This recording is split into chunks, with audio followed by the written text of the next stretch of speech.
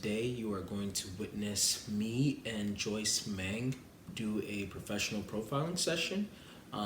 This time you're going to we did not plan necessarily to post this video originally, but toward the end it just became something that's like, hey, you know what? We think that this might be like a really good example of the personality type that this might be, and how they could be confused for each other here and there. So I think that you guys might actually enjoy this session a lot, and this might actually be something that could be enlightening for you guys. So without further ado, here's the profiling session. Just some context for you in the background. I hope that you guys enjoy. And so, Adrian, what do you love to do so much? And I mean, you love to do this so much. You could do this indefinitely until you're exhausted because it gives you energy. I would say probably like working out or like playing basketball. Because I can just like it almost like puts me like in my head to where I can think, but I'm like actually doing something with my body too. So I'm like preoccupied in both ways, I guess, if that makes sense. Cool. Yeah. And so, Adrian, what are some of the ways that you have been described by other people? So, how do other people kind of see you? Coworkers, friends, family, even if you don't agree with it? I would probably say like nice, but probably like anxious too. And I think my family probably looks at me as like somewhat like unreliable. I mean, there's some reasons for that, but we don't need to dwell on that. Oh yeah. Yeah, I definitely don't agree with that. I've definitely learned to like work through that, but I think because I'm the youngest in my family, they'll probably always look at me as like kind of a child. So unfortunately, that's the paradigm they have of me. So yeah. Yeah, when you're the youngest child, you're eternally a child. Hard Yeah. yeah. Yeah. I'm also the youngest child, so I vibe with you. Heck yeah. Is that just how your family views you? How about friends?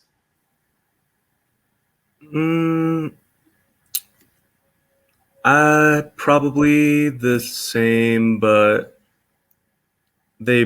I would say they're like more understanding, of why I am the way I am, or how would they describe me? They would describe me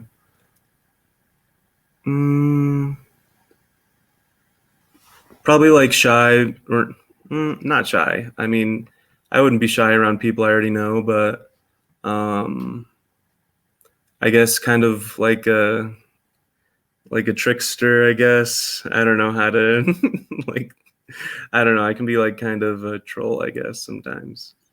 Like my friend would call me that in middle school, and I'm like, what are you talking about? But I guess I live up to that. What kind of troll things do you do? Just the classic, ask someone something, and they'll say what, and then you just say nothing. Just really dumb stuff like that. Or just like if I meet someone new, like I'll tell them like a fake name and like make up a fake backstory. And then they'll be like, yo, like you need to tell me who you really are. Like they'll catch on eventually, but I just think it's so funny to mess with people. I can relate to that. I definitely have a lot of quote unquote Hermes to my psyche, like Hermes archetype. And one thing that I used to do when I was a server was I'd speak to one table in an African accent like this, like, hello, my name is Denzel, and I'm here to take your order. And then after I'm done getting their order, I'd go to the next table, like if they're like right next to each other, and I'm like, hey, what's up, y'all? So my name is Denzel. And then the other table would like look back. It's like, oh, so which one is which? Yeah, that's so funny. Yeah, but okay. Troll, nice. How would you describe yourself? I would say probably like driven, but only like if it matters to me, you know? So like if it's like someone else's goal, I mean, I like helping people, like don't get me wrong, but if it's like something I just do not care about, like it's so hard to like just try. But when it comes to like my own goals, I can be like very like tunnel vision, I guess. Yeah. What's an example of somebody else's goal that you'd be like, nah? Like, do you mean like, well, I know that this is my job, like I work somewhere, but this is your company, so I don't really want to do this, even though it's my job. Like, or how does that work? I mean, I do work at like a local place right now, and my boss is really cool, so I think that helps. But if it's like something like, I don't know you're only saying that because he might be watching this. So like, she,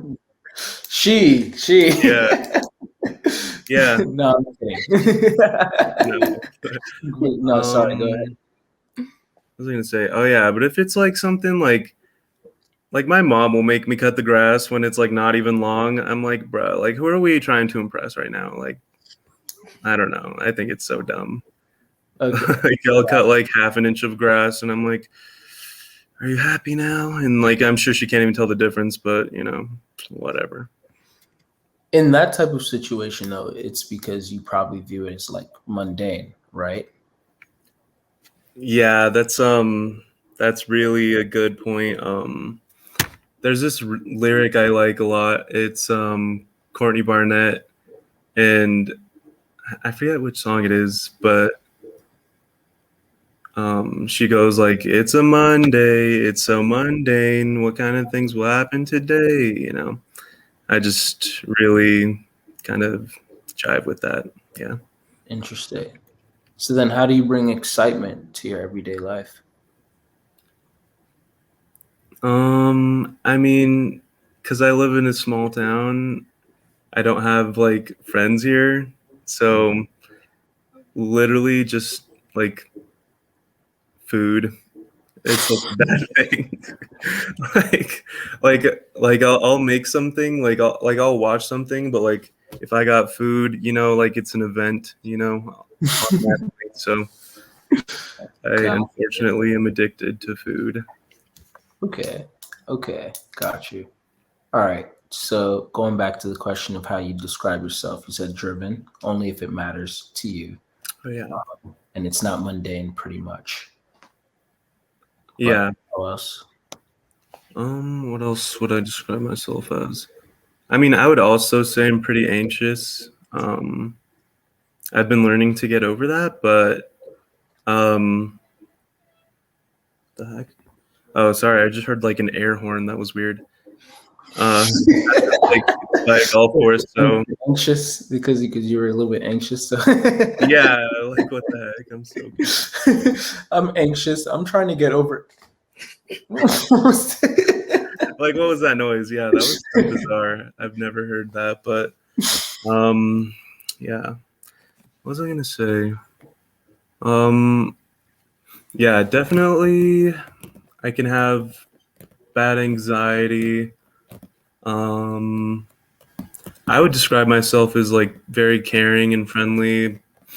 Like if someone is that way for me, like that's a big deal to me because I kind of know what it's like to be, you know, like overlooked or like, you know, not welcome, I guess.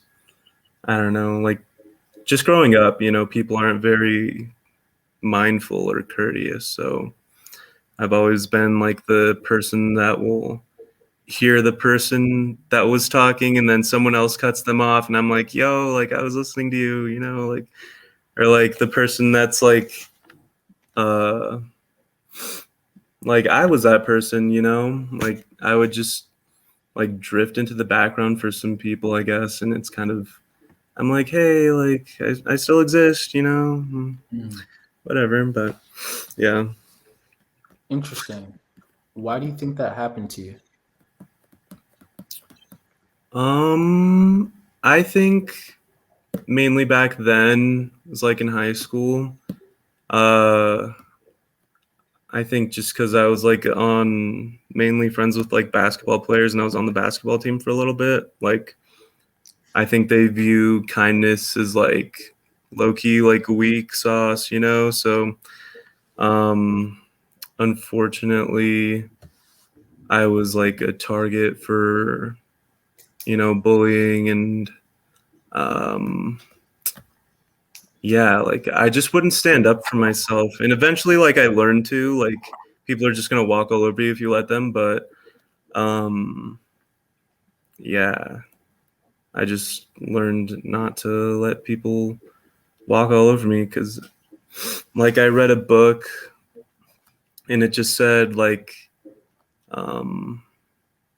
if in order to change people, you need to change yourself. So I was like, oh, like I'm a very patient person, so I can be like a pacifist or something, or like not rude when people are like not rude back when people are rude to me or like stuff like that. But like people will definitely take advantage of that is what I've learned. So Yeah. Got you. unfortunate. When you say, like, going back to the driven, but only if it matters type of thing, would you say that this is a problem for you when you're at work at times? Like, I know that you were talking about, like, again, like your boss and she's cool and everything, but Yeah, honestly, like I can have trouble like holding down a job or I'll get like bad anxiety about like if I have a bad experience at work and I know I'm gonna have to keep going there like every day, like over and over, like I'll just keep thinking about it and then it'll be like, oh no, and then I don't know, like I just get so in my head about things and just almost like projecting like negativity into the future, which is a bad pattern that I kind of have broken, but like at least I'm self-aware about it now. But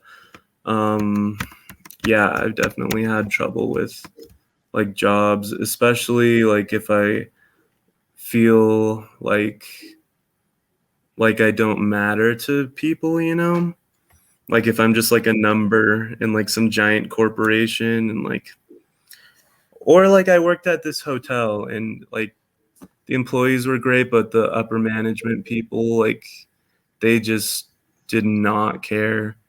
Like the turnover rate was super high and I was being super loyal to them. And, I would work for like 2 or 3 weeks straight until they would hire somebody. And then I never really got a raise or anything. And the pay was already like low to begin with. And that kind of job, you kind of deal with a lot of BS. So it's like, I left because I didn't feel valued. So yeah. Yeah, that's a good choice on your part. that's really insightful though, Adrian. Like, I guess, like, if I'm hearing you correctly, like it's like hard to like quote unquote like hold down jobs sometimes. Maybe even to attain resource because sometimes you feel like, yeah, like why should this matter to me if I don't really seem to matter to you? So it's almost like an inherent view of everybody else is just interested in what they want. So then you have to also just kind of like maybe be interested in like, all right, since everybody else is just focused on getting theirs and I have to be focused on getting mine, or else they're just going to be focused on getting theirs over my back. Am I hearing you correctly? Yeah, I think so. Yeah. Sorry. Got you. Okay. No, Yeah. thanks. Go ahead, Joyce. It's kind of hard when corporations kind of see you as an item on a to-do list and not as a human being. It's rough. Yeah. Um, and so I'm wondering, what areas are you driven towards? So you said that you are driven when it is something you care about. So what are the things that you are driven to work towards? I mean, I would say like one, bettering myself and trying to figure out like the best ways to do that, which is kind of why I've gotten into this like typology kind of journey. And sorry, can you say the question again? Yeah, I was wondering, what areas are you driven in? Oh. So yeah, where do you allocate your drive? Yeah, it's mostly with my own goals. So like I'm very interested in, like music and like producing music and like writing lyrics and stuff like that. So and recently I've like picked up the bass, so I'm practicing that. And eventually I want to start playing the piano just because I think piano is super dope. But um yeah, I would say that's the main thing.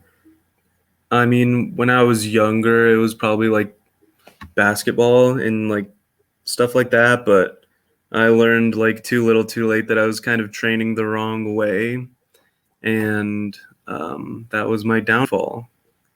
But yeah, like you worked so hard, and like this is the thing, like I read this book about learning. I guess it's kind of a tangent, but like you learn through testing, like doing. And I was always like, practicing like dribbling or shooting or whatever. And like, I was never like actually playing in games. And so I never like tested myself in that way. And also I had like really bad shooting form too, but I didn't know it at the time. But yeah, it was like so much hard work for like little payout. And, that's what you learn quickly. Like, when you go through that, like hard work does not equal success. Like you need to have like the exact knowledge to, you know, make your way through. And I did not have that, unfortunately. Yeah, that sucks. If only the exact knowledge were universally accessible, things would be different. Yeah. I was gonna ask, number one, would you describe yourself as an organized person? Mm-mm. Like I'm organized in the sense like I put things in the same place and I know where they are, but I'm not like I'm kind of a messy person, I'm not gonna lie. Like I'll do laundry and then like I'll forget it and like leave it in the dryer and then like I'll get it out and it's all wrinkly and then I'll leave it like on a chair and then it'll be even more wrinkled and then like I'll be unmotivated to put it away because it's wrinkled and then it's gonna look bad and then I just want to wash it again. So it's so bad. Very helpful. Okay, cool. And then my next question is, how would you describe your relationship with your emotions? I think uh, growing up, like I used to kind of suppress them a little bit because I was like reading about like paradigm shifts and stuff like that, and I was like afraid to think the wrong thing. Like I didn't realize that like paradigm shifts are like you have to like believe them. So I was just like stuck in like a thought trap. Like I would just not like I would be afraid to think, and it was so bad. Like it kind of made me depressed, but I guess my emotions, I think it probably plays a large role in like how I dictate things, because if I'm not feeling a certain way, I'll just like not want to, like, I mean, sometimes like I'm not like gonna not force myself to do things I don't want to do, you know, but like it's like so much harder. It's like walking through like a pool of tar or something, like, I don't know, or like quicksand, you know, like Hmm, I'm just like trudging through. interesting. Yeah. Do you have an outlet for those emotions, especially since they used to be like suppressed and everything? Like journaling or Oh yeah, I forgot. I was gonna start doing that. I really should.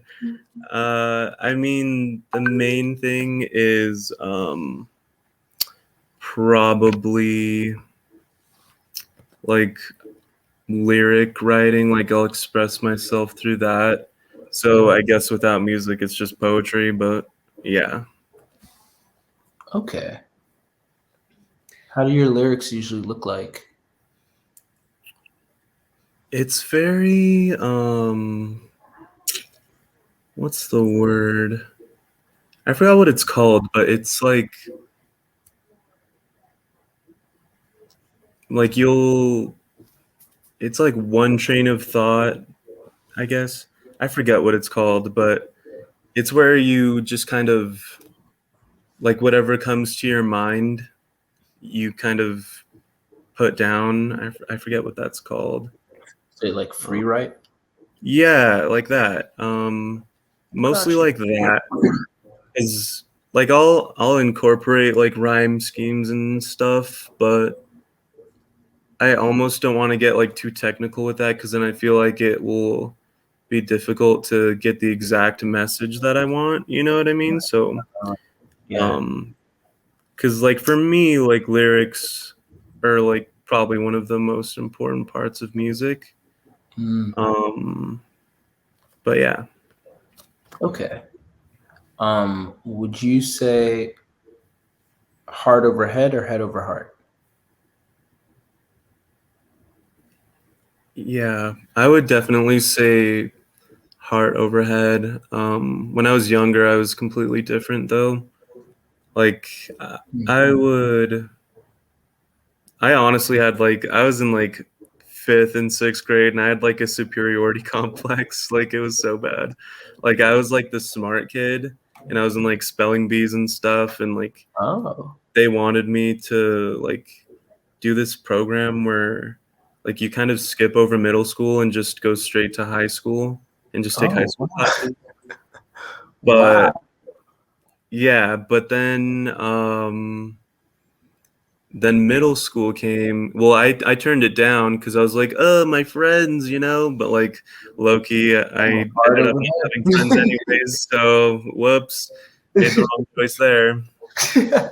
And then shoot, what was I gonna say? I don't even remember. But yeah, Okay. Okay. Now that's fair. Would you say that you're more in tune with your emotions than other people's, or are other people's more obvious and clear to you than your own? I would say definitely my own. But I feel like I can read people's body language generally. Um, like I feel like I can pick up on like if someone's like feeling down or whatever, just not themselves. But definitely my own. Yeah. Are you comfortable with people coming to you with their emotions? Or are you like, this is awkward, uncomfortable, I don't know what to do with this? I mean, I consider myself a really good listener. So I almost like people to come to me just because like they can just vent and get it out, and I'm like probably the least judgmental person ever. So um yeah, like people can come to me, like I'm almost like flattered when they do, but at the same time, like, I'm not the most comforting person, you know, like, I'm like, how can I help you? You know, like, how can we like get through this? But like, I don't, I'm not like an emotionally like, I'm not like an emotional blanket for people, you know, like, I'm not going to keep you warm, you know, unfortunately. Like, I can try, but no, it just doesn't really work that way for me, unfortunately. What does that mean? Like that you don't really keep them warm? Is it more like they just come to you and then they vent and then you're just like, oh man, that's cool, or dang, that sucks? Or is it like what would it look like for someone to keep somebody warm emotionally? I guess what that means, I guess that was a bad way of putting it because it's kind of like a, what's it called, a simile or whatever. But, like to me, like a blanket is like comforting, you know? Like I can't be that for people generally. I mean, in a way I can, but I'm not like touchy-feely kind of person, you know? Okay. And just Okay. not like that. Gotcha. Okay. I feel like I have just one more thing on that. I'm trying to remember what it was. So then, even though you're not necessarily like a touchy-feely type of person, are you someone who is capable of, if you see, this is all metaphorical, by the way, if you see someone down in the well, then are you the type of person that climbs down into the well and you just sort of sit with them there? Rather than trying to get them to, like, trying to find a way to help them out of that well? Like, are you capable of just sitting there with them for an extended period of time, even if it's just in silence? Yeah, I feel like that's almost more healthy because, like I would be the person that goes down and just is with them in that because, like, I would be like almost annoyed if someone tried to like change, like, oh, like be happy, you know, like Got you're it. not sad, be glad, you know. But um, yeah. So And you never try to do that to other people, right? no, I wouldn't do that to someone else. I feel like it's weird. Like I feel like you need to like sit in your emotions and like feel them, and then like they'll pass, I guess. Got it. Yeah, kind of like the weather. You know, sometimes there'll be clouds, but they'll pass, and you just gotta wait for it to pass. Exactly. Good philosophy. And so, Adrian, I'm wondering, what are some things that drain you? What drains me? I guess if I'm doing something that I'm uninterested in, really, that's probably the most draining. Like probably going to like a job I hate and like trying to like do good work, but then in the back of my mind I'm like, do I really care? But then I can't like, you know, leave people hanging, so I got to do good work even though I don't care. So I think that's probably like the most draining for me. Okay, that makes sense. When you're at a workplace and your heart's not in it, it's hard to push through sometimes. Yeah, and I'm not going to be like that guy that doesn't do their job because then someone else has to do it, you know, and I'm not going to like place that burden on someone else, you know. I feel like that's kind of messed up. So, That's true. yeah. Mucho messed up. Yeah. um, Another question I have for you, Adrian, is what is the ideal day for you? Mm, I guess it depends. It really just depends on how I feel, but probably just let's say I have money. Maybe like going to the record shop, um, listening to music in my car while I drive to my friend's house and just hanging out and have a good time with my friends, I guess. Ooh, sweet. Sounds like the life. You mentioned records. Is that one of your interests? I would say so. I would say music in general is just something that I'm really interested in because it's just so versatile and there's so many different ways you can do things. And I don't know. Yeah, I would say so, definitely. Cool, cool. So yeah, you said in your ideal day, you're hanging out with your friends. What are you doing with your friends? Honestly, I think like it doesn't even matter what we do, just kind of being with them. I mean, I would hope that we're not like bored, but me and one of my best friends, like he does like this poor art, like this abstract kind of poor art type stuff, and like sometimes we'll make art together or just like play video games or just like I guess just like normal stuff, or get food, get coffee, and just listen to music in the car. Cool, poor art. Yeah. Do you have any of your pieces? I have one. Well, I do. Yeah. Do you want me to like go get it? Yeah, can we see? I'd love to see your poor art. Okay, I'll be I'm a big right. fan of poor art. I'm not gonna lie though, I wasn't in love with it at first, so but it grew on me, like like something that grows on something, that's definitely a great simile or whatever. Okay, I'll be back. Okay, prepare to be disappointed. No, I'm just kidding. Okay, so oh hey, it's like kind of in the sun. Yo, it's gorgeous. What are you talking about? It It looks looks like something I could tile my floors with. it's so hard to like because it looks way better in like certain lighting because I did like these metallic kind of colors mostly. Mm-hmm. This is a different one. I don't know why I chose pink. I guess I was just feeling that day, but Look, I don't pink know. is a nice color. I'm It's not even dope. gonna front. I like Yeah. And then when you have pink and light blue, it just goes. That's why cotton candy is so good, in my opinion. So Heck Absolutely. yeah. Pastel color galore. yeah, Yeah. It looks way cooler in person.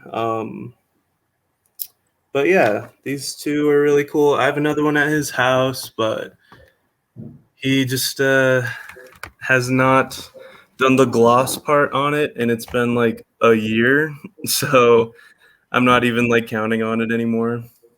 he's probably similar to you. He's like, well, I don't know what this is doing for me. So Right? no, I'm kidding. Okay, maybe not a year. It was like in April or something. I remember because I did like spring colors, so April this year. yeah. So not a year. I'm like, oh, it's been so long. It's been like, how long is that? Like some months. Yeah. Got it. Is that something that happens for you often? Like you just kind of like time just escapes you? Honestly, it really does. I've noticed that more recently. Um, like everything just kind of melds together, and like I can think back like a couple years ago, and like I'm like, how was that like 4 years ago? Like like how am I 22? Like, and then I keep aging. I'm like, why? Why is this happening? And then I feel like I'm like in that awkward stage because like I'm too young for like the fellow teens. I mean, I'm not a fellow teen, but like then I'm like I'm too old for them, and then I'm too young for like 26, 27-year-old people that I generally like get along with well. So, right? I mean, I can get along with anybody, but like, yeah, I don't know. Wow, you it, can got get it. along with anyone. What allows you to have that skill? You know, I just thought of someone that I don't get along with. Sorry, my brother. I love the guy, but you know, we just don't see eye to eye sometimes. So All right, awesome. Family is different. Family is something else. Let me tell you that. can you see my? Oh wait, I'm trying to show you my dog.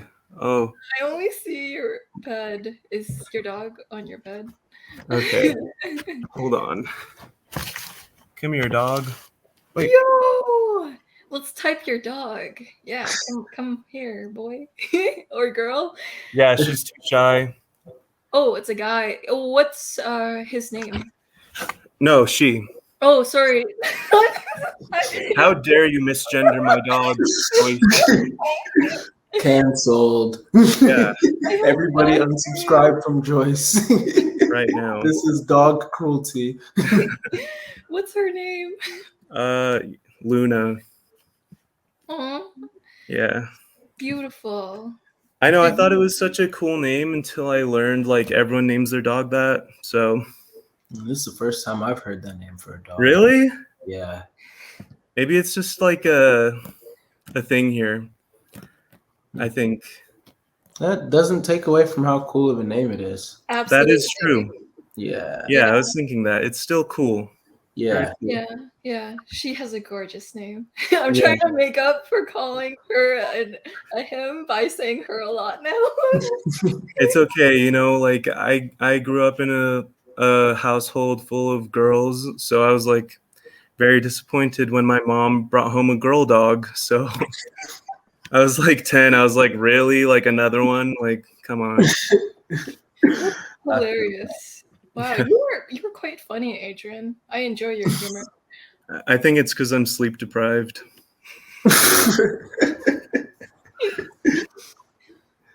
And so, Adrian, I feel like I'm at a pretty good place with your type. Denzel, where are you at?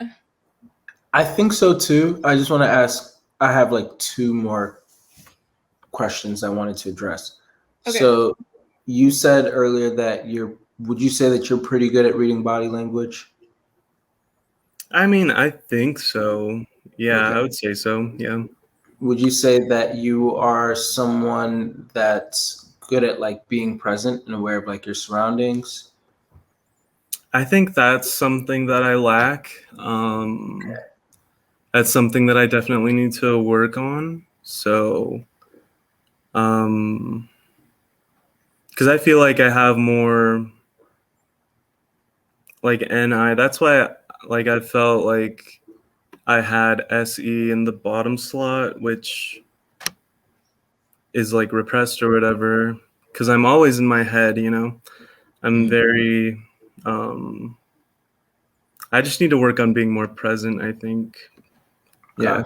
Okay. Got it. All right. And then my last question on that part is, how much in order, what do you think about the most? Future, past, present, future, past, like from greatest to least. Sorry, I just heard something. I feel like probably like I kind of like it's like the future, but it's like not that far distant future usually, but generally like more future oriented. Not that I don't like deeper into the future. I mean, I'm not like some like mystic sage, but you know, yeah. I don't even remember what I was saying. No. Okay. Cool. All right. Do you when you think about the future, is that is that maybe the source of your anxiety, like the anxious things that you have, or would you say like, no, I'm actually pretty comfortable when I think about it?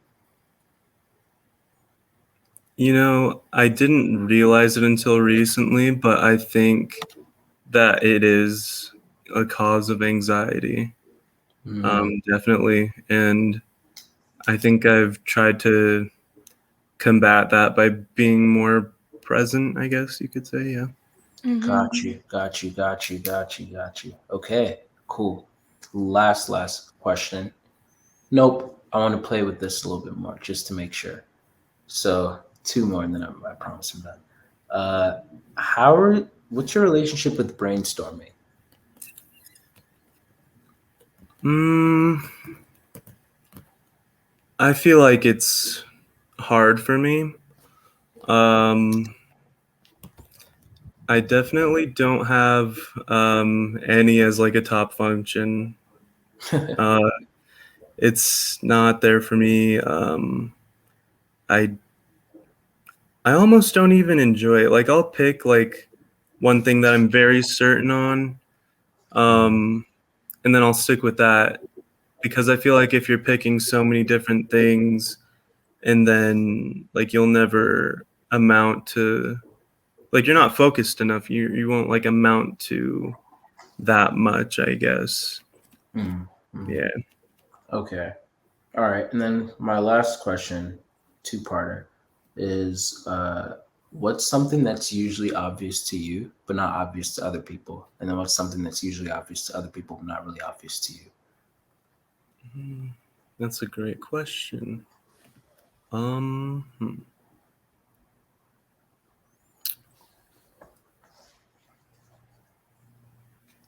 I mean, I feel like I can always tell when like something's gonna go bad or like just for example, um, one time we were moving and well, I wasn't moving. We were helping move stuff and the stairs that go up to this place were like super like dilapidated and I I was like I could see like it was gonna snap like one of the wood planks was just gonna snap and I was like, hey, be careful, you know, and then it did and like generally no like people that won't listen to me, like especially like my family, they're like, oh yeah, okay, good one, you know, but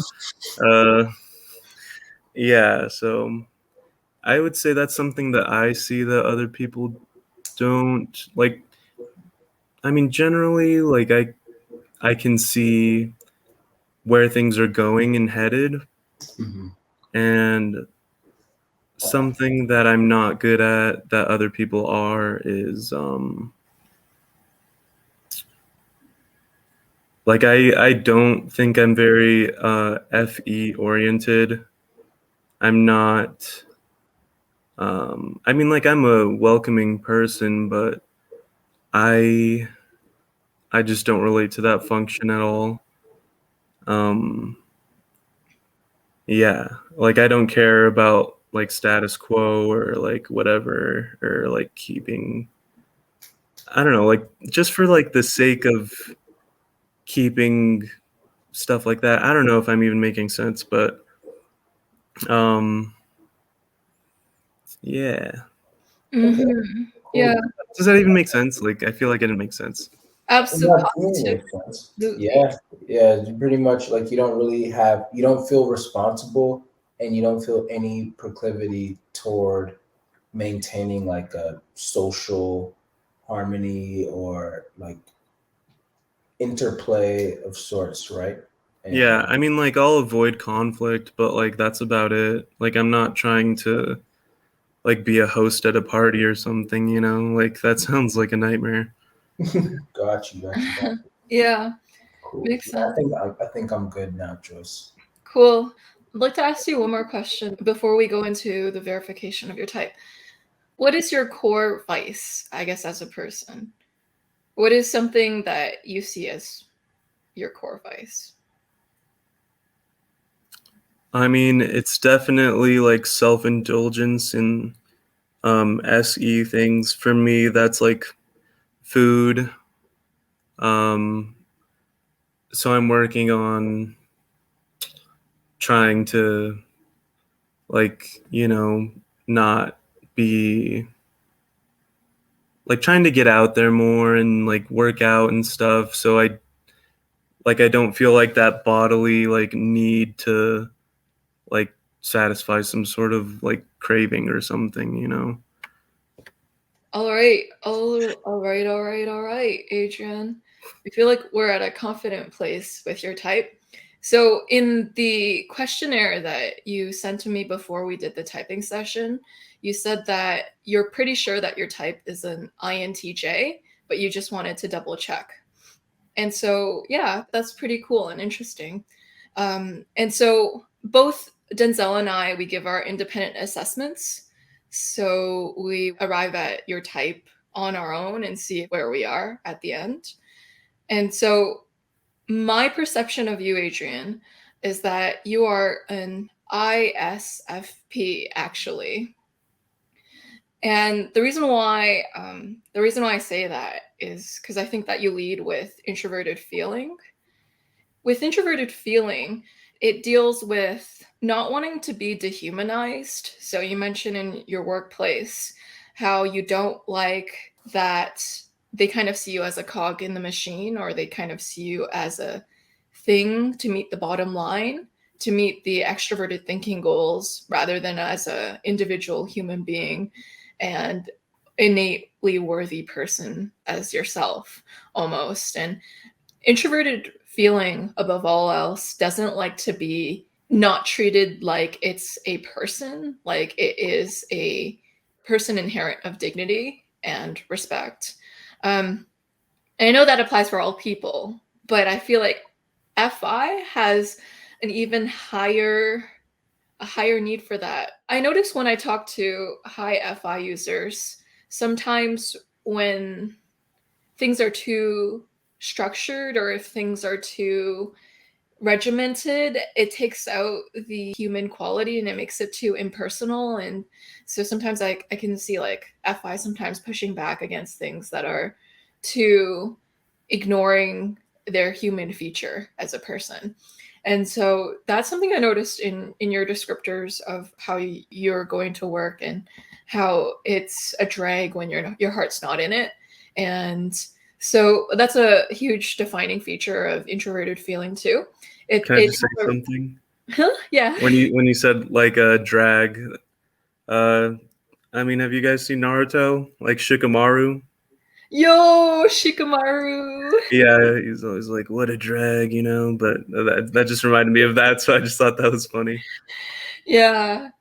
Shikamaru is an ISTP. He gets typed as INTP a lot, but I disagree respectfully, because I think he uses extroverted sensing. He so the thing with Shikamaru is he's very chill. You have a chillness similar to Shikamaru, actually, and when you talk, it kind of feels like it's a human chill pill. And so I find people who have SE and NI in the middle, they tend to be extremely, extremely, extremely chill, like Denzel's wife and you. There were certain points in the typing session, actually, where you were actually very chill, Adrian. And when I was telling you about, oh, you do drip art or drop, or drip drop art. What do you call it again? Sorry, I think it's called pour art. Yeah, when you do pour art. I mean, just to preface, not to take it away from my friend, because that's like his thing, I guess. You know, I'm just along for the ride, you know? Yeah. Yeah. Sometimes you're a little bit like a carbon copy of Denzel's wife, Jamila. Like, you'll say things and it'll be like, I'm just here for the ride. And I'm like, Jamila would 10,000% say something like that in that tone of voice. That's so funny.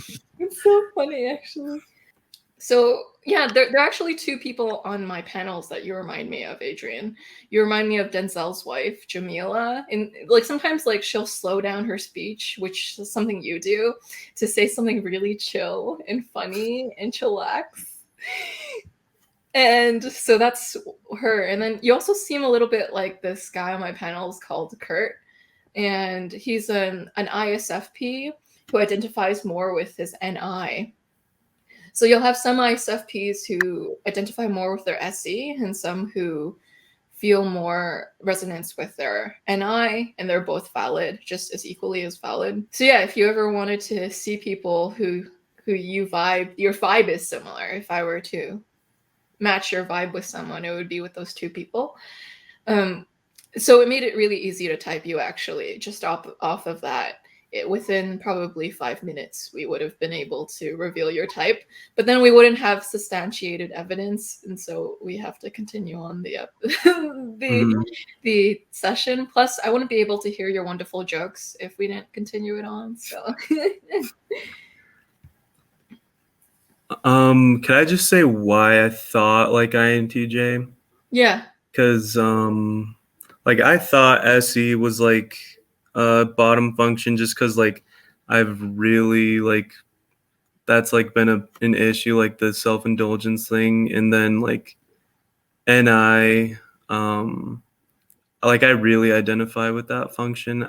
I think you're probably right. Like I probably identify more with NI than SE. I think that makes a lot more sense. Because I honestly never would have thought that SE was like so high up, you know.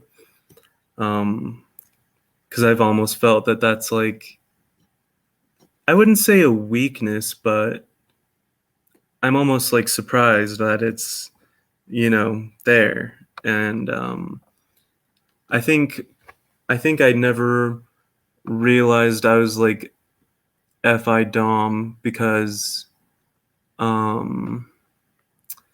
I think I've really like, what's the word, like repressed kind of like my own opinions and like thoughts, you know.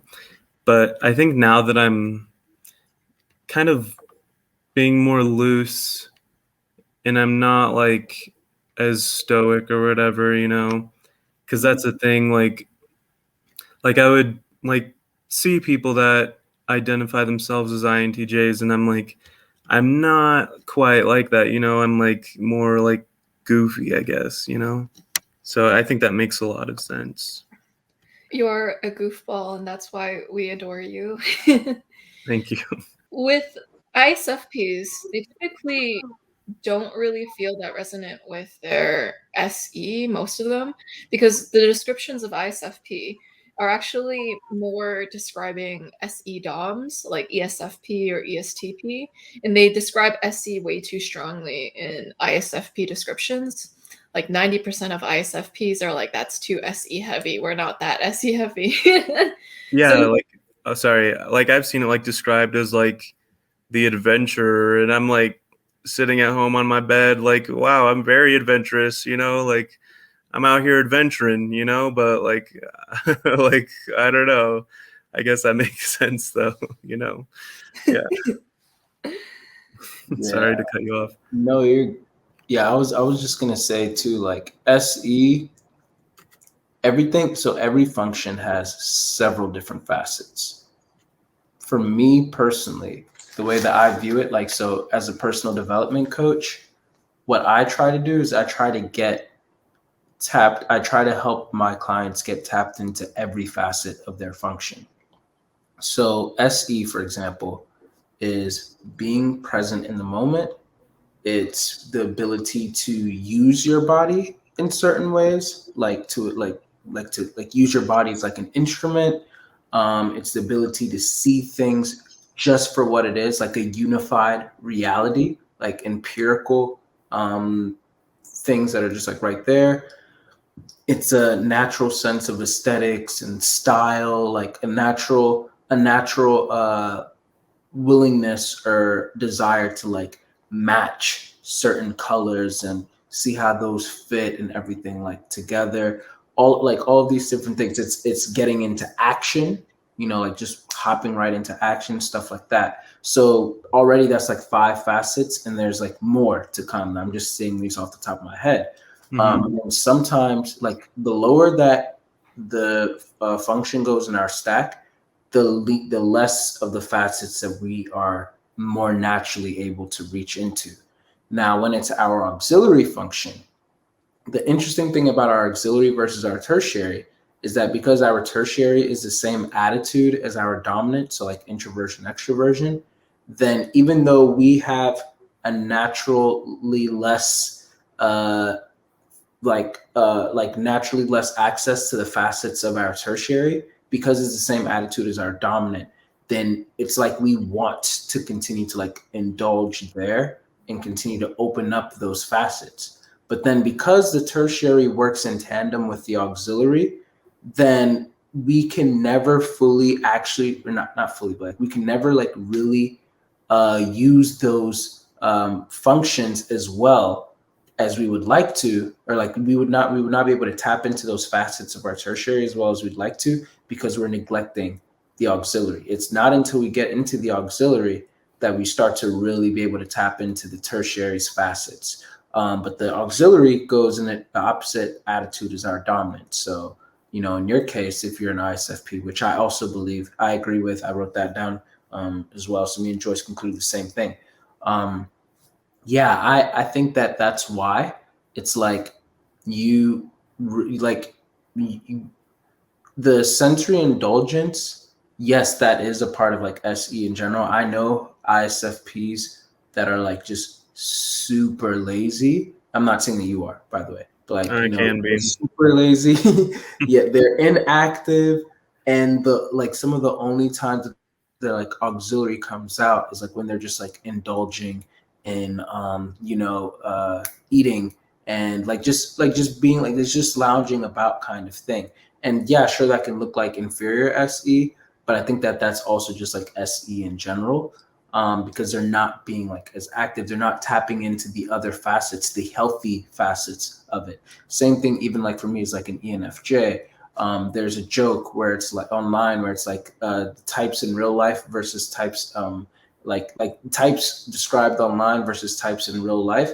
And for the ENFJ one, I always kind of laugh because it's like in online, they describe them as like the world changers. That was probably the valedictorian, and they bring everyone together. But then in real life, they spend like 3 hours trying to identify the hidden message behind a friendly text message. And it's like, yeah, like I'm definitely both of those, and that that's part of the NI there. It's like, what's going on over here? But it's like, bro, you're using your NI in like the wrong place. Like that's a facet of it, yes, but like how about you focus it more on a bigger picture? Like, and when you start like tapping more into that, then small things like, oh, this message, you just know it just means this. In fact, now your SE tertiary, my SE tertiary can come up more. It's like, actually, I think this is just what it's saying right there. Like, I don't have to read much into this, but I probably am not able to tap too much into that because of, whatever it might be. So in the same sense, when it comes to like you as an ISFP, like if you, for example, sure, you can maybe like indulging in food, but then if you tap into those other parts of SE as well, hopping right into action, being able to, you said that you like playing basketball. It's like, so if you're like constantly being active, something that I find funny is like you watch anime. So you've watched Dragon Ball Z, Dragon Ball Super? I've seen Super, yeah. Okay. Goku, I believe he's an ESFP. He is always eating. Sensory indulgence is high for him, even as an SE Dom. But he is also always fighting. He's constantly moving around, doing all that. That's consistently burning energy. So of course, naturally, if you start indulging in food, you can do that because you're always working out. But if you're only indulging in food and then you're like, no, the working out and being active part, I'm not really going to engage in that. Yeah, of course, that's not really like a good thing to do. And so, yeah, like for an ISFP, like I'd see that as like, again, they tend to have trouble because they get in that FINI. It's like, oh, is this something that I'm really feeling? I'm just going to wait for the motivation. Like, oh, but what's really going to happen in the future? And it's like, no, the advice is just start moving. Like for every SE auxiliary, the best advice to always give them is just start moving. Don't think too much about the TE inferior. Like, what's the steps needed to do this? You're going to strain yourself. The best thing to do is just start moving. Once you start moving, if your passion is strong enough, you're just going to keep on moving no matter how slowly, kind of like how sharks do. They just stay on the swim. And eventually, somehow, it always happens with ISPs especially. You're just going to stumble. right into the thing that you've been wanting all along. Look, you're just going to stumble into it. Like maybe some ENTJ is going to find you and be like, hey, I've noticed that you have all of the strengths that I lack. I know how to make the money. I know how to create a vision. I know how to do this. You seem to suck at it. But you know what I suck at? I don't really know exactly what I want. I don't know my passions. I don't have this, but you seem to have that. Let me exploit you. I mean, help you to be able to get what you want so that I can get what I want. And then we all get what we want, but it's just business. Great. Now everybody's winning. And as long as you continue to stick to whatever your values are, FI is like, no, I don't want to dye my hair red. But it's going to get us bigger sales. I don't know. I just have a really strong value about this. Even if it's going to get me bigger sales, TE, this is just who I am. I'm going to keep my hair black. Okay. Like if you stand firm with that, but you still continue to give out quality lyrics, quality, whatever it might be, continuing to stay on the move, you're good, And so I think that's like, yeah, that's one of like your biggest things. If you're an ISFP, like just being able to like be in the moment. So for me, what I was writing down was like how, like you said that you like to work out, all of that, like that's your flow state. You described yourself pretty much as like driven, but only if it matters kind of thing, which is like, again, like that very high, like FI in my opinion. Then that's when like you can get a tunnel vision, which from what I've heard from Antonia Dodge of Personality Hacker, she said that IP types are the ones that are absolutely relentlessly unstoppable once they really put their mind to something. Probably out of all the types, if they really put their mind to something, they are like absolutely unstoppable. And so that makes sense as to why it's like, okay, if we just tap into that motivation, then the TE will get working. And since you have that FI as a dominant function, you're just going, But yeah, you said that you mentioned how you get anxious a lot throughout the session. It's like, yeah, I'm caring, I'm friendly, whatever. I was bullied for that and I was overlooked. But yeah, the anxiousness, I really think that's coming from tertiary NI. You're thinking too much about the future. You're thinking too much about certain things. And you even said yourself, you don't even think that far into the future. Whereas like an INTJ, they think pretty far and they're comfortable doing that without getting so much anxiety. If anything, that's what kind of like keeps them. But for you, it's like, man, I don't even get that far and I start getting anxious, and it's like, that must mean that maybe instead of just thinking so far, your SE is like tugging at you like, bro, stop thinking so much and let's just jump in. We don't know what's going to happen, but you know what you're good at that you're probably not aware of? You can finesse. You can finesse out of everything. Like that's what SE does. It's like SE DOMs, as an SE tertiary, of course, I'm going to project onto them. They are super impulsive because if I were to do what they did, I would not be able to finesse as much as they did. But what I've realized all the time, again, another anime, Samurai Champloo. I don't know if you've ever seen that. But Mugen, I believe he's an ESTP. One thing I realized about him is he was always getting himself into trouble, fights, all of that. But somehow he was able to get himself out each time. Because he had the same skill. It's kind of like the overeating indulgence, but then also having the ability to work it all out. You have to have both. If you're going to get yourself into trouble that much, then you better have the ability to be able to get yourself out. If you're going to be eating that much, you better also be able to have the strength to be able to work out as much as you eat, and even more than you eat, kind of thing. So I think for you, that's kind of like what it is. Like, hey, how about you start getting into action, because then that's when your NI is going to really be able to help you. When you're right in the moment, and now it's like, oh shoot, what do I do? SC and NI hold hands. And it's like, okay, I think we can think just far enough to know what to do here. But until you're right there at that bridge, you won't really know. You're just going to keep on trying to imagine the bridge. And it's like, Adrian, you don't know how the bridge is going to look like. You haven't been able to collect enough SE data for your NI. Now an INTJ might be able to do that because that's just like how they think. So they have a better view of what that bridge might look like.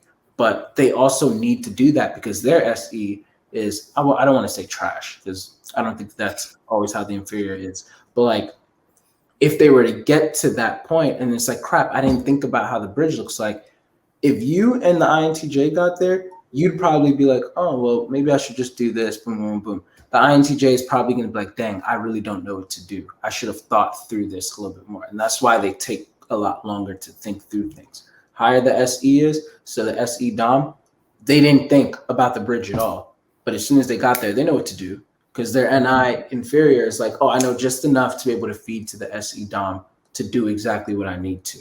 Whereas if SC is really low, it's like you can't finesse that much. So you need to think that far. Does that all make sense?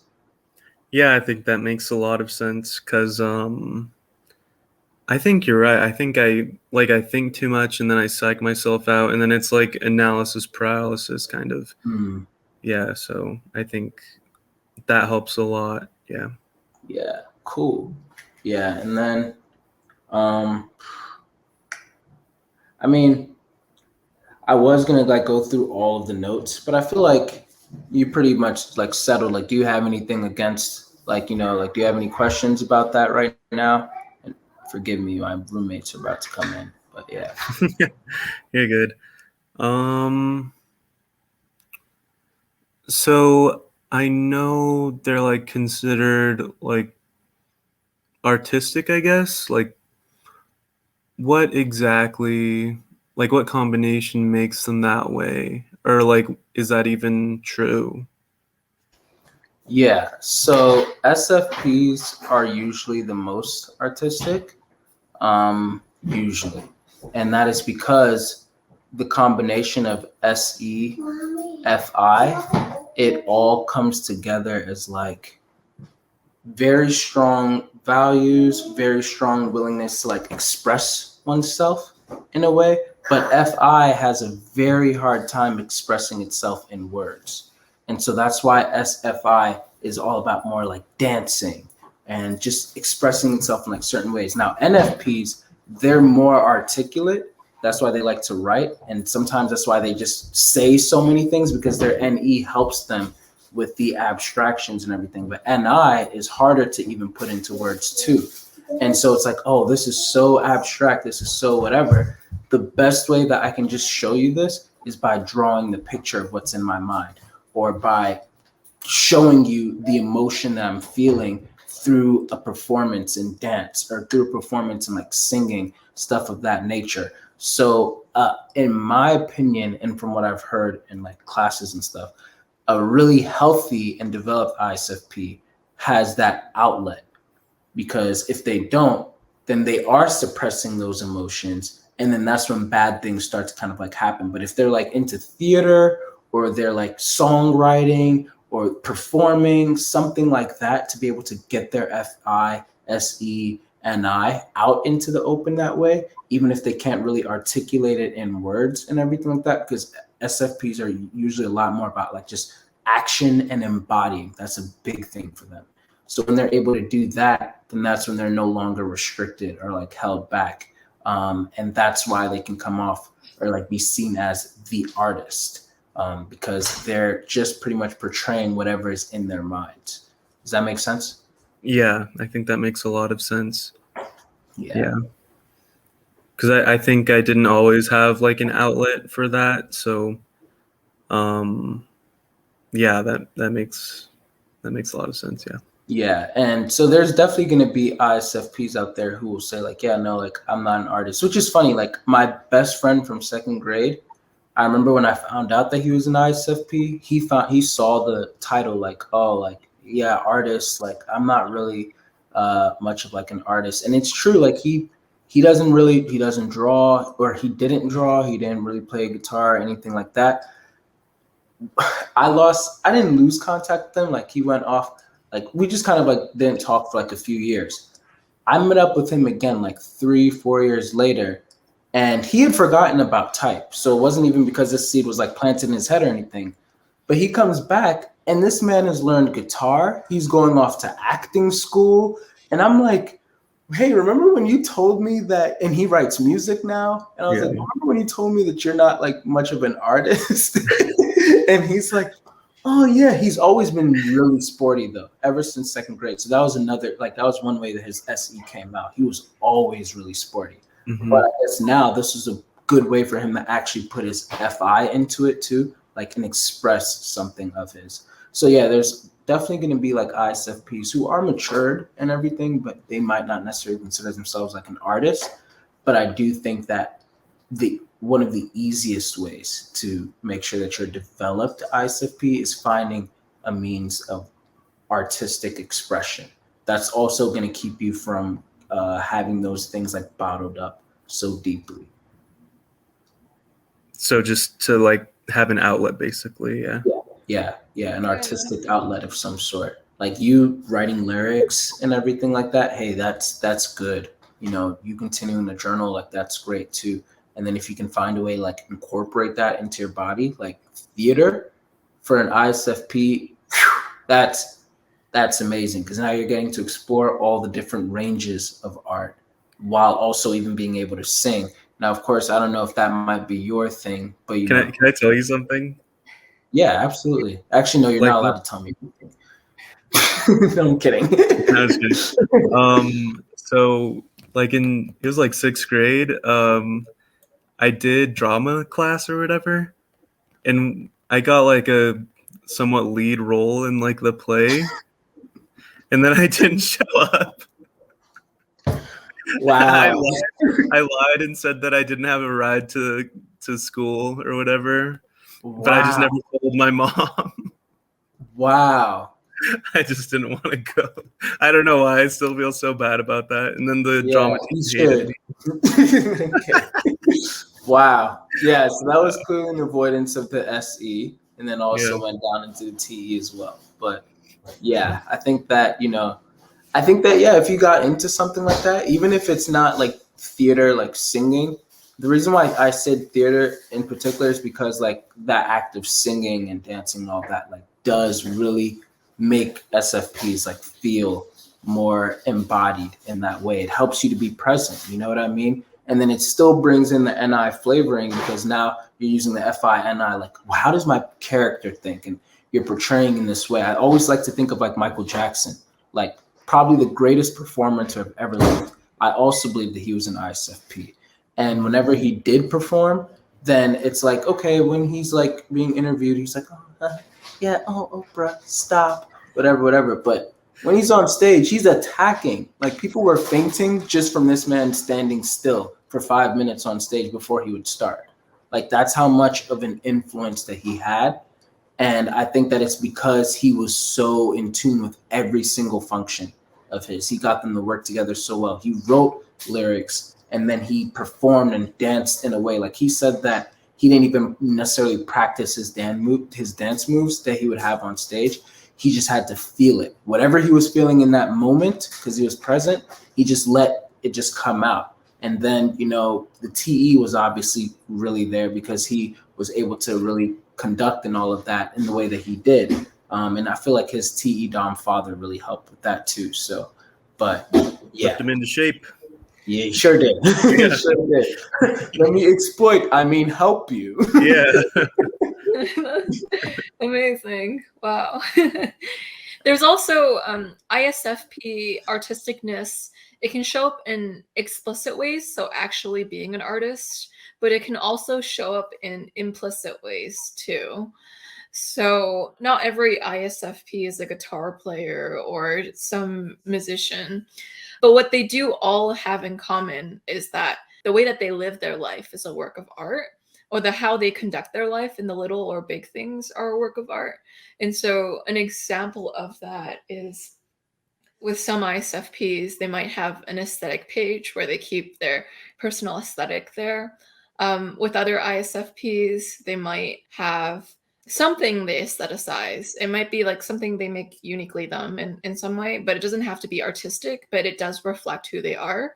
So with Kurt from my panels, how he expresses his aesthetic is that he actually likes a certain aesthetic because it makes him feel a certain way. So it's almost like the aesthetic doesn't actually have to be like a super artsy aesthetic. It can just be whatever your introverted feeling resonates with.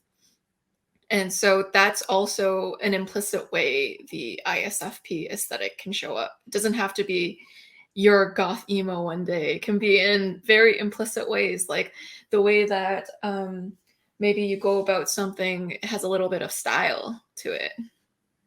It can be in a very subtle way. All right. Sorry, I was being funny. That was me being goth. Trying to stylize. No, but I was gonna say, yeah, because I've read that the lifestyle thing that you were saying, Joyce, and yeah, I didn't get that at first, but that makes a lot more sense now. Yeah. Yeah. I mean, like, are there any small ways in which you show your your aesthetics? I mean, I'm not gonna lie, I have like a page, like a aesthetic page on Instagram. But yeah, Look at Joyce and Dom showing up, reading people for Phil. yeah.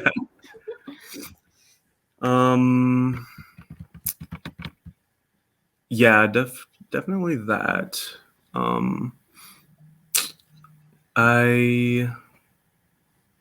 don't know why I like felt that need to create it, but it just feels good, like to like put beautiful whatever out there, you know, and like share it with people. It's cool.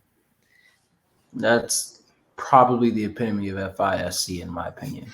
I don't know why, and I lower stacked, but it just feels FI good to put something beautiful out there. SE. Not that any other type can't do this. If any other types are probably watching, like, well, I'm an ENTP. Not that you can't, but I just feel like stereotypically that. Yeah. Yeah. The types that most heavily gravitate towards aesthetic and fashion are the FP types.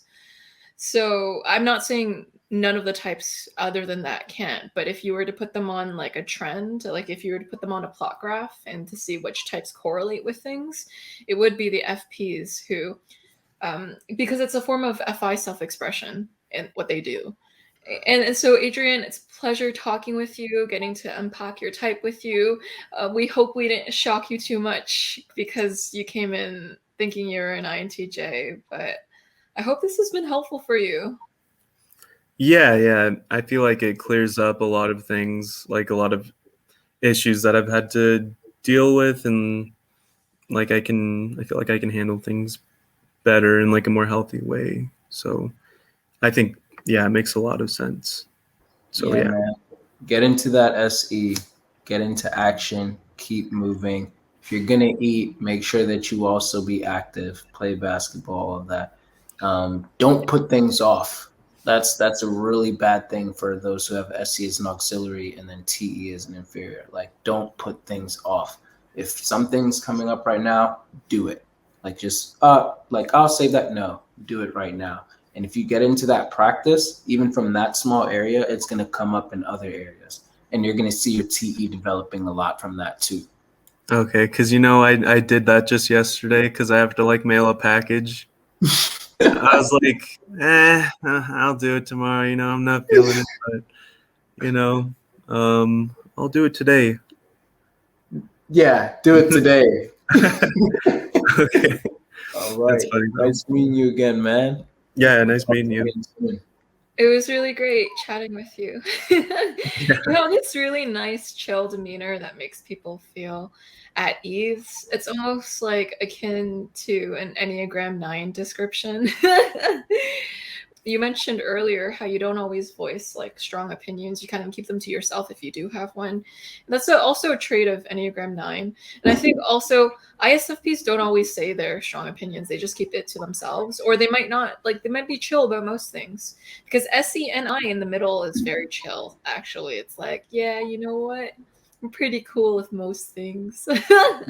Yeah, I mean that the way that you brought that up is so funny because when I worked at this like hotel and this guy that was basically like living there until his house gets built, he would always come up to me and like, you know, he's like old school and like he's like, you know, leans a certain way, you know, with like politics and like he's like misogynistic, and I'm like, okay, like I'm sure I'm not gonna change this old man's mind, so I'm just like, I'm not gonna even, like, I'm like, okay, sir, do you, I guess.